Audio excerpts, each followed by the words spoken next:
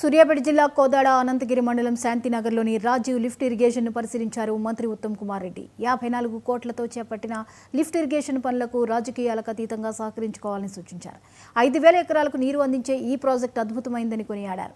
ఆధునిక విధానంతో చేపట్టి ఈ ప్రాజెక్టు రైతులకు ఎంతో మేలు చేస్తుందన్నారు.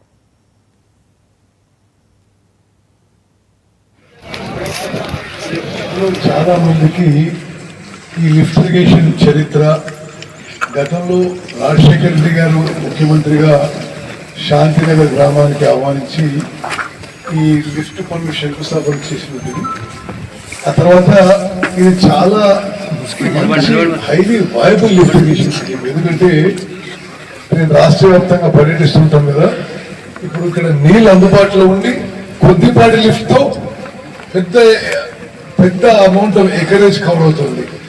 వ్యవసాయ విస్తీర్ణం కొద్ది లిఫ్ట్తోనే 5,000 ఎకరాలు లిఫ్ట్ అంటే ఇది సాధారణం కాదు. అయితే ఈ పాలేరు వాగులో కూడా నీళ్లు పుష్కలంగా ఉన్నాయి.